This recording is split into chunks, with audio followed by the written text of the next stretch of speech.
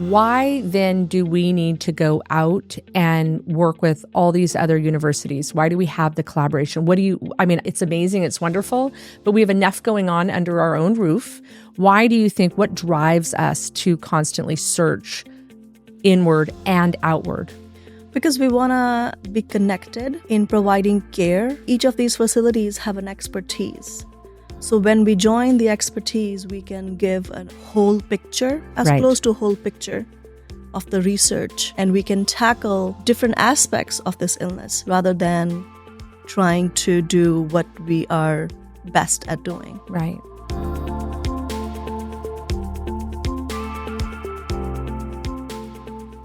Today, I have a very special guest. It is Dr. Cheema. She is the director of the Clinical Research Division at the Institute for Neuro-Immune Medicine. She is also an assistant professor at the Dr. Kiran Patel College for Osteopathic Medicine here at NSU. She holds a PhD in nutritional biochemistry, and she sits as principal investigator and co-investigator of several phase 1 and 2 studies evaluating the immune system, anti-inflammatory effects in the body, as well as neuroprotective effects of bioactive natural products and nutraceuticals. Dr. Cheema, thank you so much for being here with me today. I'm very excited to cover all that we have going on at the Institute. Pleasure is entirely mine. So we have a lot going on in research. One of the things that really was a little bit shocking, but impressive to me when I first came to the Institute was the concept of translational research, where we take ideas and concepts or maybe experiments that have been happening in the lab, and we put together research projects that are translated to the bedside or directly to the patient. Can you explain kind of for all of our community how that's different than maybe most research facilities? So we have a clinic which is really next door to our research facility. We have a lab. We also have a computational modeling division. So what really happens is that we work in concert, right? That's critical. It's impressive. It is critical because we want to move the science forward in quick pace. We don't want to wait for years for it to get to a translational space. We have the capability and we are able to do so. So I have a question for you personally. Coming to the Institute, you have a phenomenal background and one that's very near and dear, both from the nutrition, the nutraceutical, the biochemistry aspect. How did you find yourself at the Institute? What was attractive to you about it? So actually, it's a funny story. When I joined the Institute, I joined it as an administrator. Wow. I did my research, I did my PhD thesis, and I was exhausted. I sort of took like a sabbatical from research, and I was trying to find a good fit. I came into the Institute and I saw firsthand the compassion and the dedication. Right. Not just the researchers, the whole team has towards the patient population. And that kind of motivated me and lit the fire, really, to jump back into research. And I ended up here, as the, investigator and now the director of the clinical research program. That's exciting. We were talking before we started about how you kind of fall in love with the Institute, don't you? Yeah, you do. Yeah, it's an interesting, and I think you really struck a chord when you said it's the compassion, and we see that in our practitioners. But I think I get chills sometimes. I think what's even more impressive is the compassion in the research. I mean, we're supposed to, as scientists, have a very clinical approach or a very I'm going to say data-driven approach to what we do from research and not maybe have that empathy or that feeling, but especially when we're dealing with individuals with Gulf War injury, veterans. There is an avatar, a person, human beings that have given a lot. And now we are trying to figure out what the heck is going on with their bodies and what positive intervention can be made. Can you talk a little bit about that aspect of our institute specifically? How are we doing research associated with getting veterans the help that they need? So one thing that is integral to the Institute is involvement of the patients themselves in the design of the study and sometimes in the conduct. So they are involved in every aspect, right? When we do design a clinical trial, let's say, we keep them in mind. We keep their safety, their lifestyle, their in fatigue mind. level. Absolutely. Absolutely. And these particular studies are designed to keep these patients, which are the consumers, really, Ooh, I love that. in mind. Yes. And in case of the Gulf War illness, we have 5 to 6 veterans who are suffering from Gulf War illness that sit on a board, and they help out in design of a clinical trial. They help out in what they think would fit best for the veteran themselves, who are eager to participate in a study, but they're not able to because of the logistical issues. Wow, I didn't know that. Two things that you just said. One is that the patient is the consumer.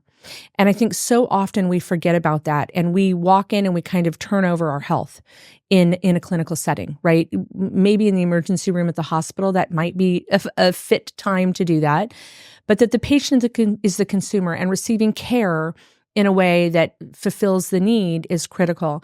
But I never really thought about the patient being the consumer in research. I always thought about the disease or the problem that we were addressing as being the focal point. But I think you nailed what sets us apart in research is we do have, and I've gotten the opportunity to interview a few and definitely meet a few of the veterans that are on our board. We have human beings that are having these actual experiences that want to find solutions. They're hyper motivated because they not only have the empathy, they have the reality of it all. That's amazing. In research, if I were to say, what are the 3 things that we need to have successful translational research? One would be Funds.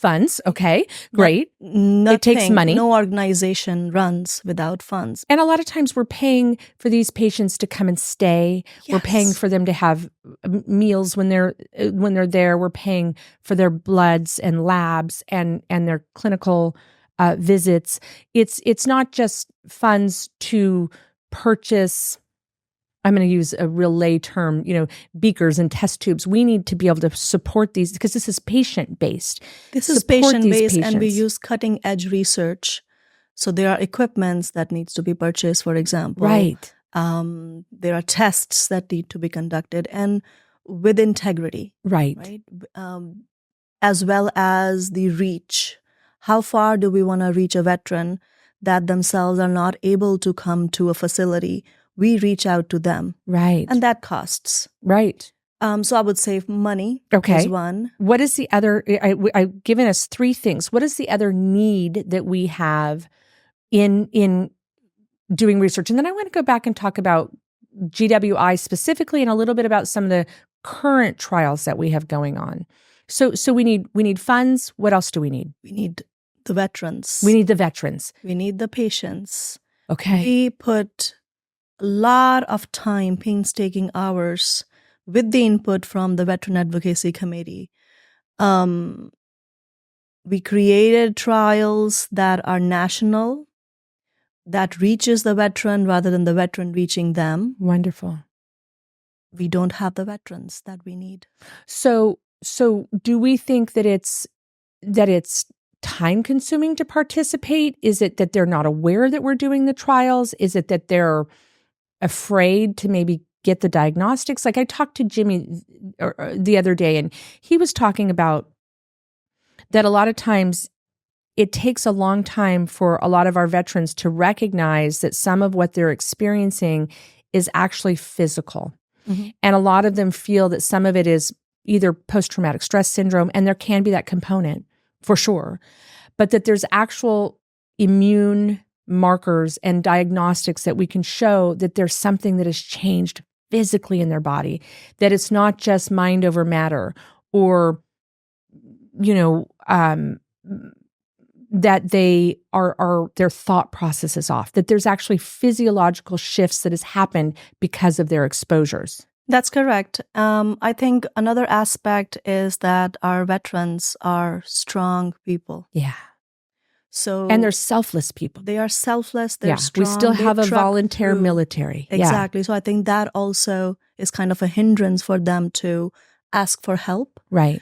But you nailed it, when you said that there are physiological issues. We know that war-related exposures led to the neurological issues, the neuroimmune issues. Right. And also it led to mitochondrial dysfunction. Right. So it all together comes and creates a sickness behavior. Hi, it's Haylie, your host. I know firsthand what it feels like to find real impactful solutions to your struggles. And I know what it feels like to lose hope. We are being bombarded by toxins every single day. As a matter of fact, the world's largest single environmental health risk is air pollution. One thing that is becoming crystal clear is that environmental toxic burdens in our bodies must be addressed. Let me help you tackle toxic burden. Go to HayliePomroy.com/detox and download my free Detox Decoded Masterclass. Let's give you a fighting chance. I know what it feels like to lose hope, whether you're dealing with fatigue, mast cell activation, an autoimmune disorder, long COVID, viral reactivation, anxiety or depression, or inflammation. All of it can feel overwhelming. I will teach you nutrition and natural therapies to help your body eliminate toxins. I cannot wait to see you there. Again, that's HayliePomroy.com/detox. And we want them to know that through research, because we have the clinical aspect of it, our goal is to find help. Our goal is the hope part of it is that we know it's physiological. We know that it's happening in the mitochondria, in the brain tissue, in the nervous system, in the musculoskeletal tissue. And we have means to help them. We have means to help them. Absolutely. We have, through years of research and clinical care, pinpointed certain molecular targets that we use them to identify the therapeutic agents in our research. And these are carefully crafted protocols. We stand behind these studies because we really think that this will help the veteran in need. It is amazing. I've had the privilege of listening to some of the incredible health victories that a lot of these veterans have achieved. And it's moving and it's so deserving. I think that's what hits me so much is they deserve better. And so we will continue to do outreach. I'm going to make sure that they know where to access us. So we need you, the old posters used to say, right? We need you to volunteer again.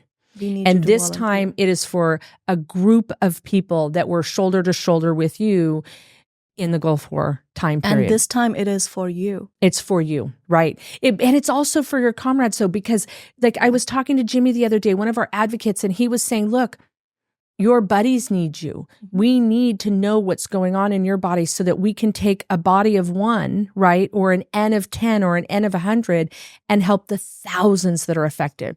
And our federal government is clearly now saying that you were affected. And the research and the science is showing you were affected. Let us help you. Yes. And there's been decades of research, yes, decades of effort, yes, of people such as Nancy Climate. Yes. She has spent 30 years from the very inception That's of our boss. That. Exactly. So that is really motivational. And I think that brings you back to what we have in our hearts. Right. We have compassion for you. We have goodwill for you. And we really want to help you because we think we can. What are we, and we see it. So again, scientific, we see it. We are very results driven as a clinic and through research. I mean, I've seen so much research in the past where, itty bitty changes, and any change is better, right? Any change is better. But we put a lot of pressure on ourselves to have massive impact in these patients' lives. Mm-hmm. Can we talk a second about Gulf War injury? and why we're seeing this parallel, or why there seems to be a really organic marriage of individuals that have GWI and individuals that have ME/CFS, chronic fatigue, myalgic encephalomyelitis, chronic illness in general, and now we're seeing it in chronic COVID or long haulers. We're seeing these kind of similar neuroinflammatory things. What are we doing in research? What types of trials are we doing right now? And I know that we're constantly doing new stuff, but what types of research are we doing right now? And is it specific to GWI? Just lay out a little bit of what's in this field right now. So we have congressionally directed research program funded Gulf 4 Illness Clinical Trials Consortium. So we are the coordinating center, and we are also a clinical site. We have collaborated with risk centers throughout the nation and various academic as well as veteran affairs facilities. The intent there is to reach the veteran. So what GWI research is currently being conducted at the Institute? So we have national studies. By national, I mean anywhere in United States, you could access the platform, you could access our team, and you will be in the study. The product will be shipped to you. The blood test kits will be shipped to you, and you will be provided links to platforms that actually can monitor how you feel. We could measure how the symptoms have progressed, whether they have improved or not. One such study is employing Bacopa monnieri. What is Bacopa? So Bacopa is more of a natural product. I love it. It's been used in Ayurvedic medicine, which is an ancient medicine still being practiced in India. Yes. And Bacopa is really a wonderful herb because it has neuromodulatory effect, it has antioxidants effect, and it also has anti-inflammatory effect.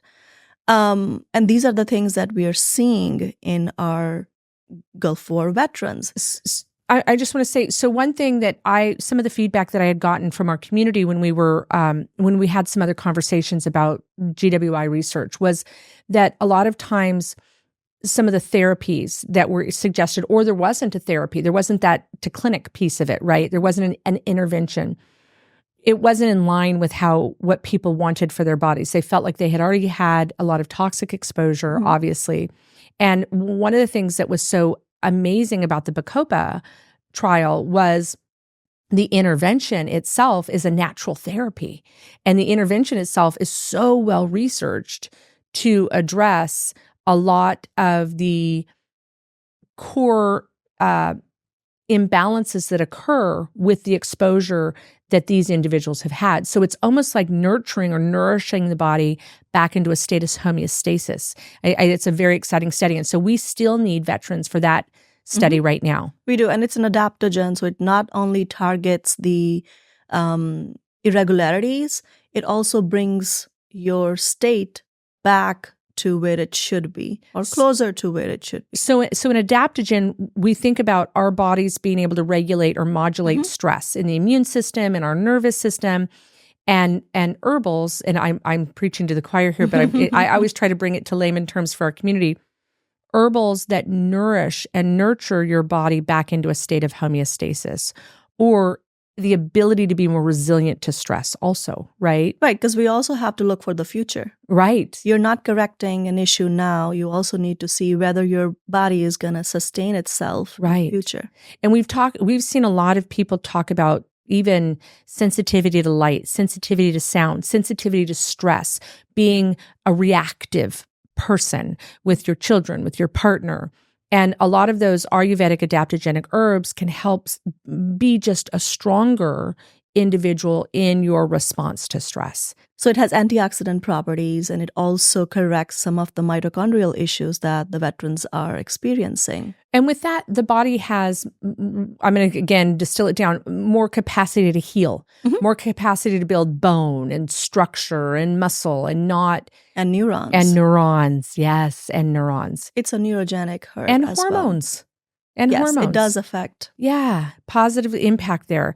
So that is a phenomenal study that we have going on, and we need veterans to volunteer again. I know we asked a lot of you, this country, but we need you, and we want you, and we need to support you. When we are looking at, I love what you just said. I was just thinking back when you said we're not just trying to treat the past and the past exposure, but we're trying to create a stronger person for the future. I think that's really critical in designing a therapy for these individuals specifically. And when we're creating trials and research at the Institute, are we looking at the longevity of the patient, at the future of the patient always? We are looking at resilience. Got it. We're looking at how this person who's going through these many physiological issues is going to sustain itself in future as close to healthy person as they can. So it's funny because I've worked in the integrative medicine space. This will be 30 years now in integrative clinics for 30 years.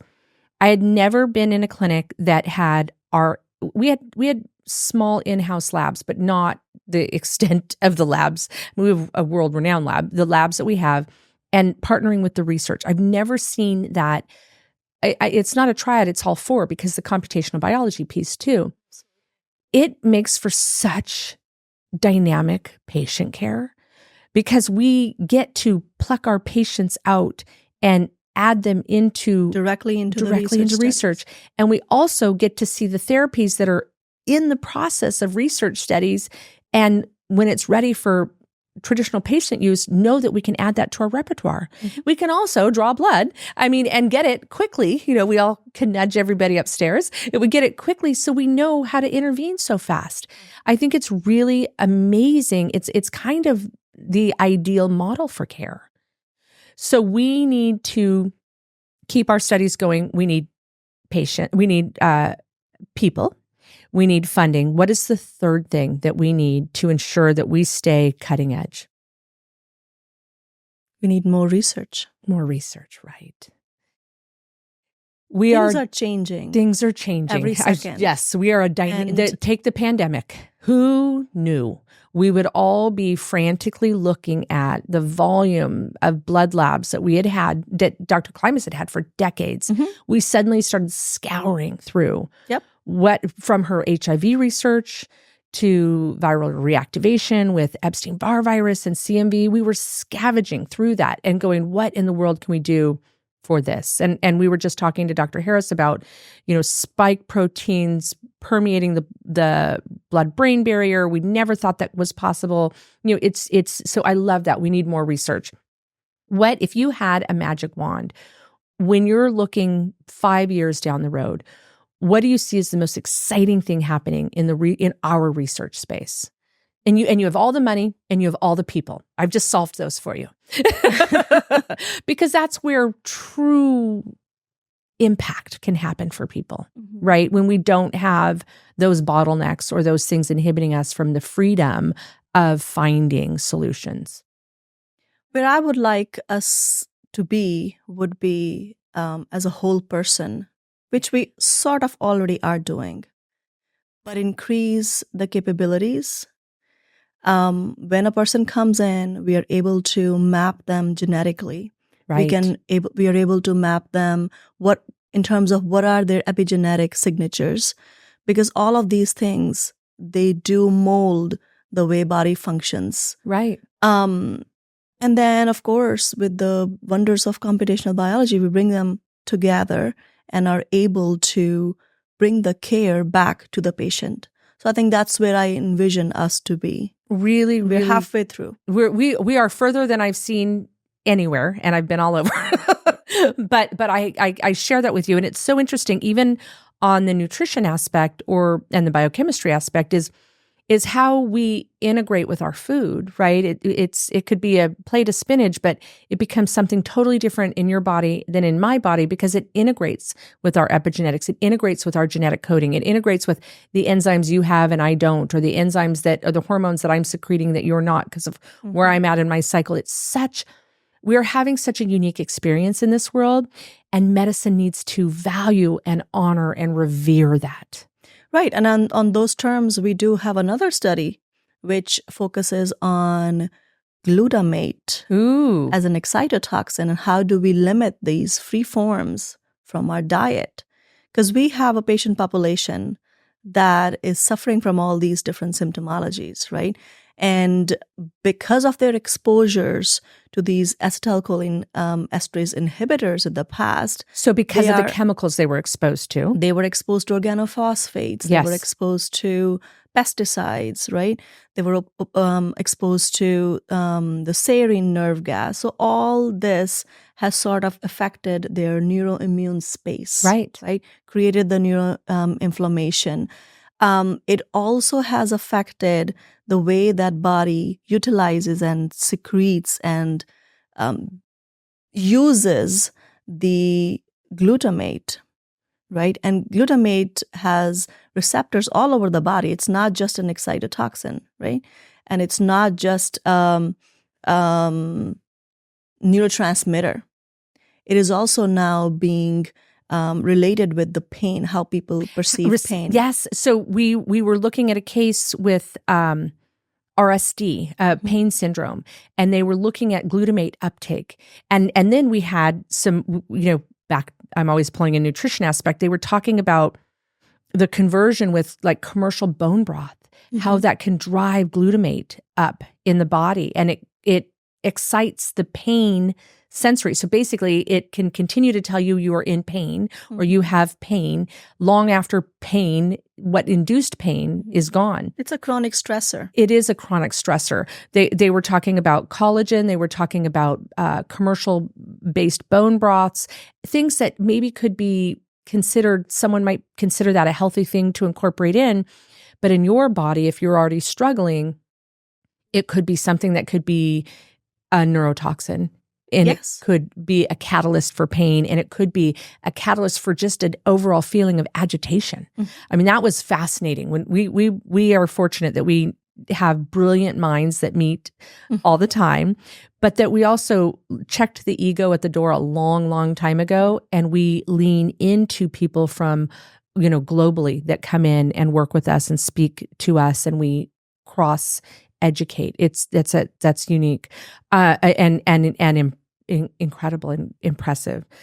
I know that we are constantly doing new studies. Can you tell me additional studies that we have going on? So we have a glutamate study, a Bacopa study. Those are fascinating. And what else do we have? So we have a study that is using N-acetyl cysteine. NAC, N-acetyl cysteine. Precursor to glutathione, and that is needed to get your redox state. So it's another natural substance. It's a nutraceutical. It's a supplement, correct? N-acetyl cysteine is a very strong antioxidant. Yes, and it's a very strong. So it can help not only with the neurotoxicity that these patients are dealing with. Mitochondrial bioenergetics. Right, so the energy level. Yes. Because energy and the fatigue and the brain fog. Right. Oh, that's an exciting study. Yeah, and then another aspect. Can I ask about how many patients do we need for that study?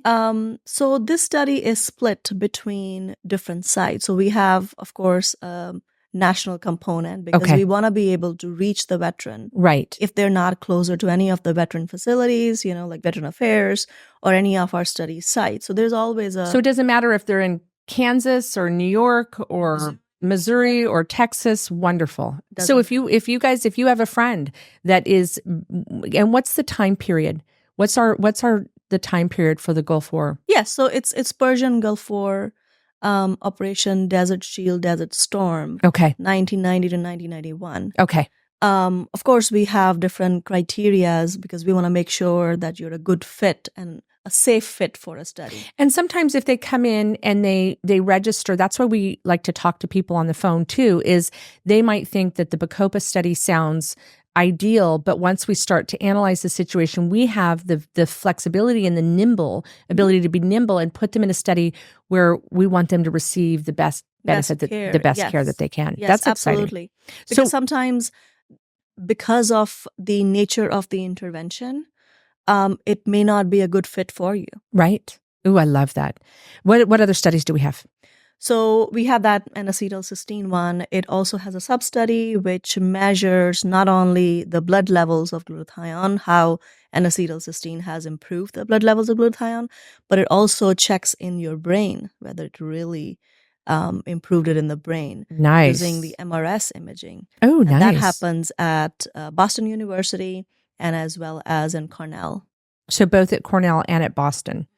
And if a person is further away, do we have them travel there? Do we help them travel there? How does that work? We do. Okay. But they don't need to be in that imaging sub-study. They could just be in the overall Nice. blood glutathione.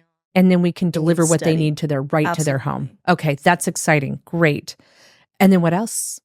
So we also have a nicotinamide riboside study with the Roskamp Institute. This also looks at the bioenergetics, and that is local, which means it is in South Florida. We do cover, to some extent, travel. Wonderful. And that's, again, why it's important to talk to people individually, why we have a panel of people that can ask you questions and make sure that we're in service of the veterans. Mm-hmm. And there's another study, which is, two actually. One is using TNF as well as glucocorticoid receptor antagonist. We call it as a reboot study because this is a study which is based on data from a previous phase 1 study using exactly the same combination therapy. And we did see really good improvement in the patient outcomes from that study. So is this a phase 2 trial then? This is a phase 1 still Okay. because we were looking at In a different dosages. subsets. Oh, dosages. Okay. Perfect. So that's happening down at Miami VA. Okay. We're almost done with that study. So there's still some spots left. But that is almost close to being a curative study. Wonderful. That's exciting. It is very exciting. Okay, so we want to make sure that we give everybody access to get, I promise I will get the phone number, the email access, any other studies that are currently going on. I know we always have new ones. We always are formulating new ones. We've been postulating all kinds of good things. We are always working for the veterans. There is this upcoming study, again, down at Miami VA, which is using suppression of B cell to sort of like lower their memory, the assault. The B cell memory? B cell memory. Okay. And that study is going to be launched very soon. Okay. Okay, great. So I just want to ask, we have in our institute, a really unique setup where we have our computational biology, our research, our clinic, and our lab. Why then do we need to go out and work with all these other universities? Why do we have the collaboration? It's amazing. It's wonderful, but we have enough going on under our own roof.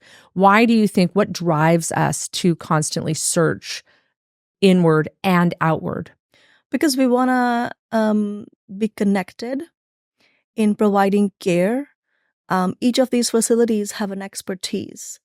So when we join the expertise, we can give a whole picture, as Right. close to a whole picture of the research.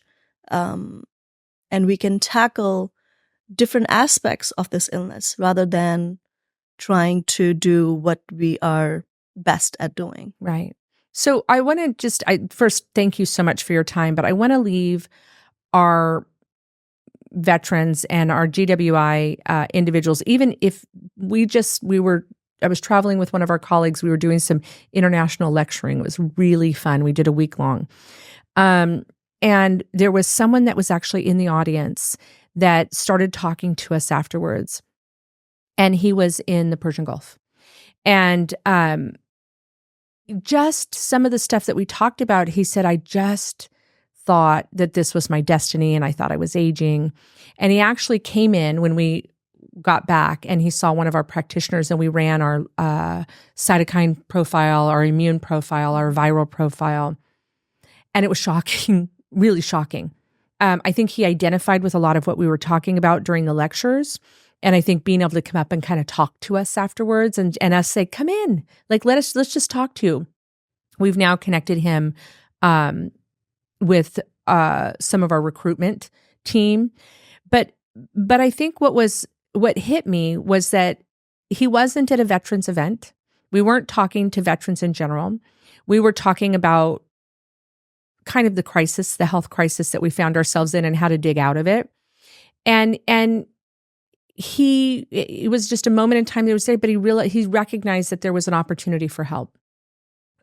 He also used the term, and I didn't like this, but he said, I just felt like, at this point, I'm just getting older and I'm going to age out of this eventually. I said, what do you mean by age out of this? He says, I'll expire.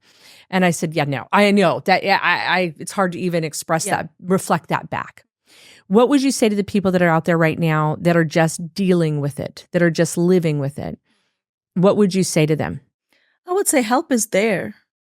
Yeah. We have what you need. Right. We are able to help you not only physiologically deal with it, but also mentally. Right. We have a support system. We can connect you with your fellow veterans who have been experiencing the sort of like ups and downs of the same illness. Right. As well as, dealing with the bureaucracy of it all. You guys navigate that really well. I don't know how. Yeah, I'm sure it's taken its toll on everybody, but. Yeah, so we're here for you, and I think we can really help you live a life that you deserve. That's great. Well, make sure that you reach out to us, that you just start the conversation with us. I want everybody out there to know, if you have questions, if you have concerns, post comments. Make sure that you leave comments for us. Share your stories with us. And we're here for you to share your struggles with us as well. We are working every day to find solutions to the things that you're dealing with. And we are so fortunate that you are leading the charge. I cannot thank you enough for what you do every day. Yeah, I can't. It's fascinating to me. And thank you for being here. And I know a lot of people out there really needed to hear this today. So thank you for being here. Promise me you'll come back. Thank you for having me. Absolutely.